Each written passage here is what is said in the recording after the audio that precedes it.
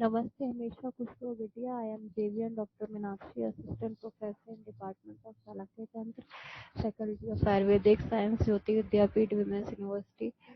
Today in this session, we will discuss the continuation of the primary angle closure glaucoma.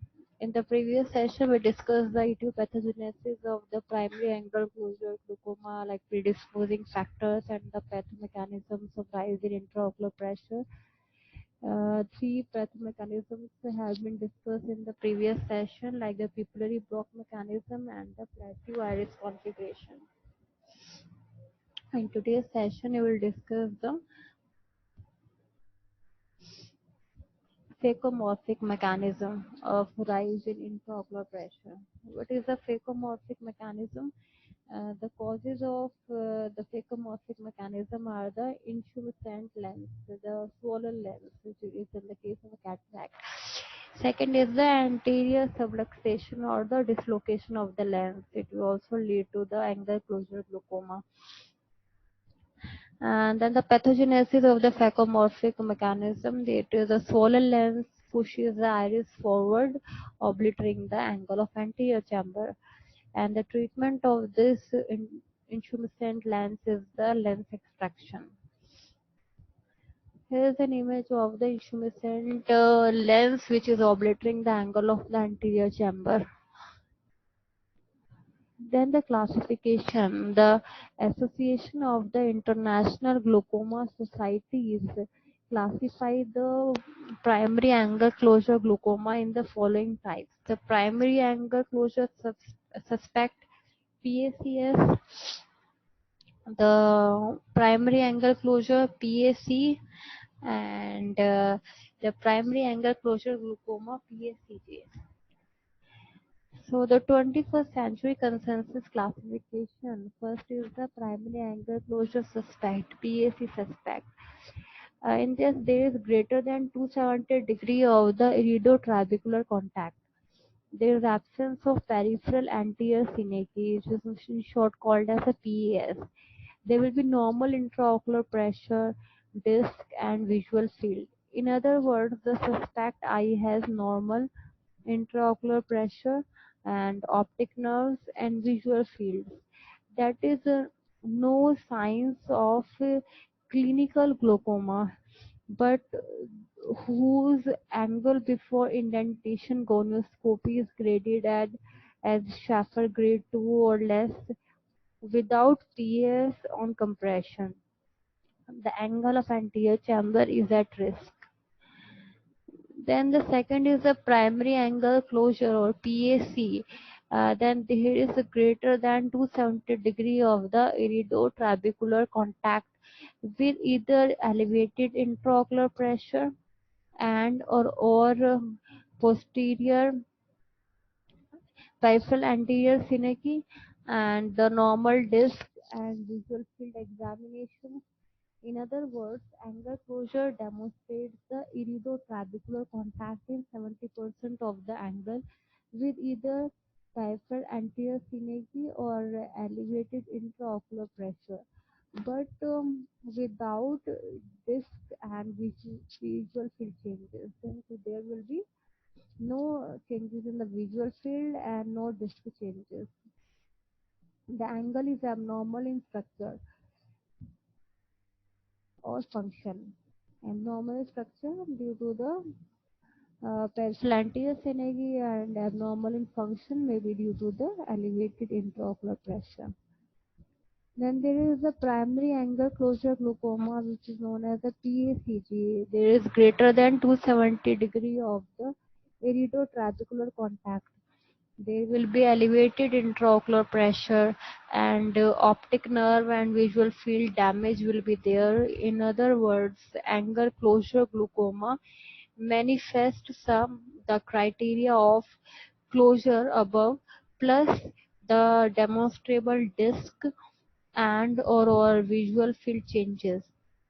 The angle is abnormal in structure and function with optic neuropathy.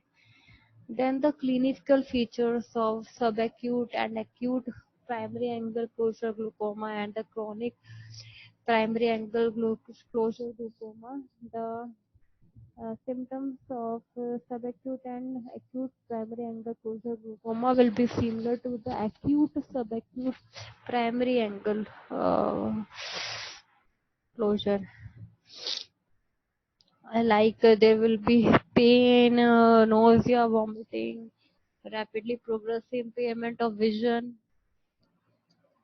and there will be glucomatous optic disc changes and visual field defects. Then chronic primary angle closure glaucoma. What will happen in this? Uh, mm, there will be increased intraocular pressure. It will remain the constantly raised. Eyeballs remain white. There will be no congestion and they will be painless. Optic disc may show the glaucomatous cupping, and visual field defects will be similar to the primary open angle glaucoma, and the gonioscopy reveals a variable degree of angle closure. There will be more than 270 degree of angle closure with peripheral anterior synecdoche. Then the treatment,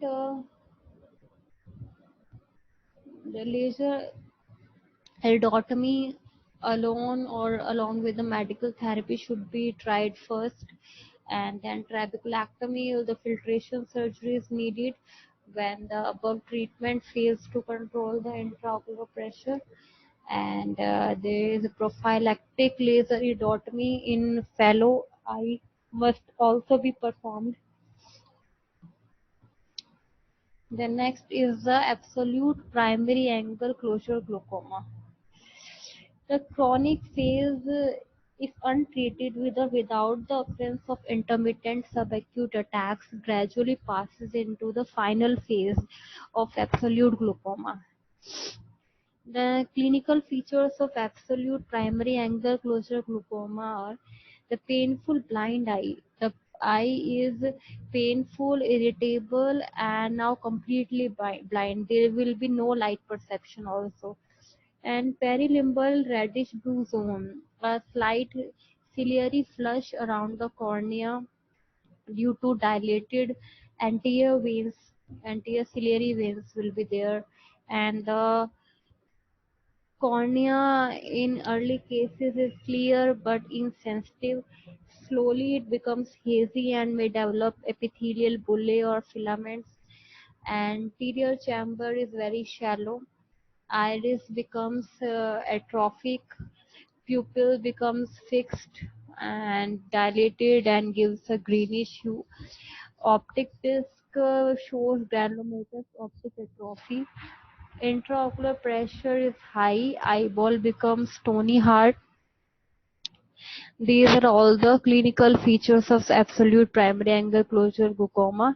Then there is the management of the absolute glaucoma. First is the retrobulbar alcohol injection.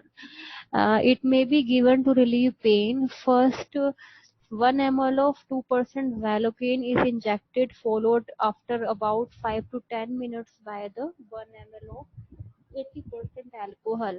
It destroys the ciliary ganglion. Then the destruction of the secretory ciliary epithelium to lower the intraocular pressure may be carried out by cyclocryotherapy or cyclodiathermy or cyclophotocoagulation. The next is the enucleation of the eyeball. It may be considered when pain is not relieved by conservative methods, and the frequency with which a painful blind eye uh, with high intraocular pressure contains a malignant growth justifies its removal. So there will be a surgical technique to remove the whole eyeball. It is called the enucleation. Then the complications of the absolute primary angle closure glaucoma.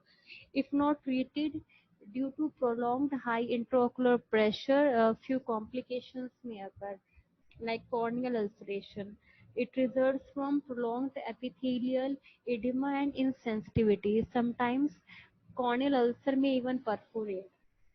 And staphyloma formation occur as a result of continued high intraocular pressure.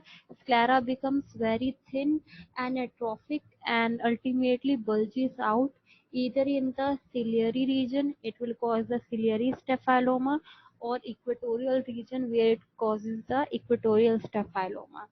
The last complication is the atrophic bulbi. Ultimately, the ciliary body degenerates and the intraocular pressure falls and the eyeball shrinks. And the right lower image shows the atrophic bulbi, whereas the eye becomes shrink, atrophy. This session completes here. Thank you so much. This session is powered by digital version 2.0 Jyoti Vidyapeeth Women's University. I hope you are satisfied with my digital session. If you have any query, please mention in the comment box. I will resolve it. Thank you so much. Which is the one third of the total refractive power of the eye. It is a 3/4 of the total refractive power of eye. That is, the total refractive power of eye is 60 diopter, and that of cornea is 45 diopter. Then the histology, there are 6 layers: anterior epithelium, Bowman's membrane, central stroma, Dua's layer, Descemet's membrane, endothelium. You can see in this image the epithelium, Bowman's layer, stroma, Dua's layer, Descemet's layer, and endothelium. First, the epithelium. The cornea epithelium is stratified, squamous, and non-keratinized. It is continuous with conjunctival epithelium at limbus, but having no goblet cells. Thickness is 50 to 90 micrometer. Consists of 5 or 6 layers of nucleated cells resting on a basal lamina, namely the basal cells, wing cells, and the surface cells. The basal lamina is secreted by the basal cells. It is 0.1 to 1 micrometer wide. Ultrastructurally, it is distinguished in two parts: lamina lucida and lamina densa. Lamina lucida is superficial, lamina densa is deep osmophilic. Then epithelial turnover. The early study suggested that the epithelium replaced approximately weekly by division of basal cells and the older shell from the surface. It is now recognized that the germinative region lies at the limbus. The stem cells and the cells migrate at a very slow rate to the center of cornea, which may be as long as the ear. Second layer, the Bowman's membrane. It binds the corneal stroma anteriorly with basement membrane of epithelium. It is not a true elastic membrane. Once destroyed, does not regenerate. Shows considerable resistance to infection and injury. Third layer is the stroma, which is 0.5 mm thick. The stroma or substantia propria occupies about 90% of the total corneal thickness. Composed of corneal collagen fibrils, keratocytes, and extracellular ground substances, the lamellae are arranged in many layers, 200 to 250, and are parallel to each other. The anterior one-third stroma has a lamella are thin, and in the posterior two-third of the stroma, the lamellae are larger. Next layer is the Dua's layer, which was discovered by Dr. Harminder Singh Dua at the University of Nottingham in 2013. It is a fourth layer, which is 15 microns thick. It is a strong layer and impervious to air. The fifth layer is the Descemet's membrane. It is a strong homogeneous layer. It is a basement membrane of endothelium made up of the collagen and glycoproteins. It is elastic. It can regenerate. It has a resistance to chemical agents, infection, and pathological processes. The peripheral rim of Descemet's membrane is the internal landmark of the corneal limbus, and also it is the anterior limit of the trabecular measure, which is called the Schwalbe's line. Then the last layer is the endothelium. Corneal endothelium is a simple squamous epithelium. Endothelial cells are hexagonal, which forms a continuous mosaic pattern, best seen in specular microscopy. Cell density at birth is 6,000 cells per micrometer square, and in young adults 2,500 to 3,000 cells per square millimeter. The endothelial cells cannot divide or replicate. With aging, the cell density of the endothelium decreases, which is compensated by an increase in the cell size or shape. As these endothelial cells are involved in corneal hydration, they help in maintenance of corneal transparency. The blood supply of cornea. The cornea is a vascular structure. Small loops derived from the anterior ciliary vessels invade its periphery for about 1 mm. Actually, these loops are not in cornea but in the subconjunctival tissue which overlaps the cornea. Then the nerve supply of the cornea. Cornea is supplied by the anterior ciliary nerves, which are branches of the ophthalmic division of fifth cranial nerve. After going about 2 mm in cornea, the nerve loses their myelin sheath and divides dichotomously and forms three plexus: stromal plexus, subepithelial plexus, and the intraepithelial plexus. Then the applied physiology of cornea. Primary physiological functions of the cornea are to act as a major refractive medium and to protect the intraocular contents. Then the last point is corneal transparency. It is a result of peculiar arrangement of corneal lamellae, peculiar refractive index of corneal lamellae, vascularity of the cornea, relative state of dehydration, swelling pressure of stroma counters the imbibition effect of IOP, and corneal crystallines, water-soluble proteins of the keratocytes. Thank you so much. This session is powered by digital version 2.0, Jyoti Vidyapeeth Women's University. I hope you are satisfied with my digital session. If you have any query, please write in the comment box. I will resolve it. Thank